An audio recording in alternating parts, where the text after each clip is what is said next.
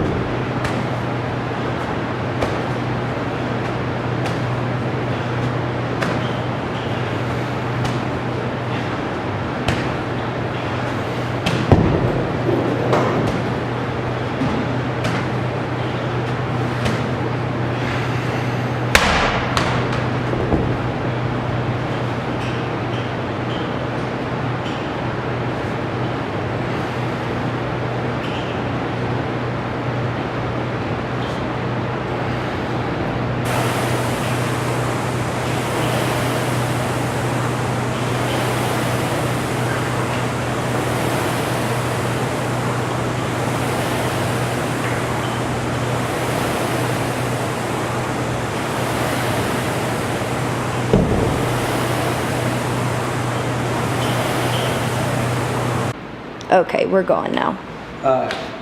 So this is going to be the banded hip thruster. You guys are going to attach the rig at the third lowest hole from the bottom. Usually for bigger people we need a purple band. The black bands work well for almost everybody.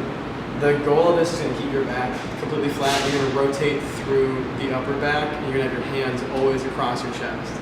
It seems like the first time people do this, they start here and they keep their elbows here. You guys are going to have your arms crossed with the banded hip thruster.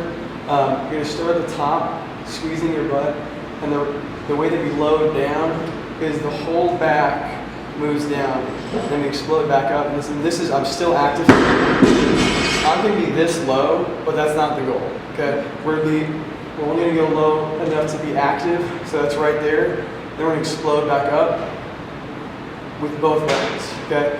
What we don't want to do is arch the back to come back down. So instead of exploding, I'm going to do this. You see my back isn't moving, I'm just pressing my hips. We're trying not to do that. So instead we're trying to squeeze our butt up, keep it active, and then drive back up. Keep it active, and drive back up, without having that lower back turn. Alright guys, this is the same thing, but this time we're going to use barbell with weights. You're going to drop your hips down. Again, that lower back's not going to arch, and then you're going to explode back up. You have to grab the barbell. The whole goal is to be as explosive as possible. So here's the hollow hold. One way to get into it is you're laying completely flat on the floor. Your heels will stay down on the floor. Lift your shoulders up away from the floor so that you feel your low back press down. You maintain that contact at all times. You can hover 1 foot at a time, you can hover both feet at a time, you can reach overhead, but you can only do those things if we maintain contact with the low back and the floor. If the back begins to pop away from the floor, then we need to scale down, maybe draw one knee in or take hands down. But the whole purpose of this is to engage the core, and we do that by pressing the low back into the floor. All right, guys, the RDL, I think this is one of the hardest ones to do properly. It always ends up being more like a stiff, like a deadlift than what it's supposed to be. You're going to maintain a knee bend throughout the entire movement. All right, your hips are going to come to full extension, but your legs are not. So they're going to stay here the entire time. You're going to load through the upper part of your butt right here, and as you then come up, you're only going to use your butt to do that. All right. So I'm going to show a few. You're going to bend your knees, and then this is going to remain the same. You're going to turn your lats here. You're going to push your butt behind you, getting the weight back, feeling that hamstring stretch, and not changing the knee bend, maintaining the lats. So this shouldn't happen. It should be here the whole time. Once I'm there, I find that hamstring stretch. I'm going to squeeze my butt as hard as I can. Come back to here. See how the knees haven't changed? Again, down, load the hamstrings, squeeze the butt. Load the hamstrings, squeeze the butt. We're never arching our back like this. We're always maintaining the same neutral spine position all the way through. We are doing hip extension. All of the movement is about your hip joint. Your back position remains the same throughout the movement. When you set up the GHD machine, you need the pads to end up on your thighs so that your hips are free to move and not blocked by the pad. So you'll come out, you're gonna toe your feet out so the heels turn in, toes turn out to get more glute activation. You'll start at the top of the movement, hands to chest, squeeze your butt as hard as you can.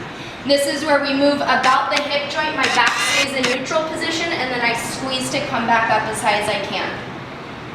So you should be feeling this in your hamstrings and your glutes primarily. Here is another movement that targets your hamstrings and your glutes. We're gonna call it a reverse hyper. It's not really a reverse hyper, but it's close enough. So you are going to situate yourself so that your belly and your hips are on top of the pad. You can hold on to this anywhere that works for you. Your legs will start straight down. Your toes turn out, heels in. You're gonna squeeze your butt as hard as you can and lift your legs as high as you can. Keeping that toed out position will focus it more into the glute.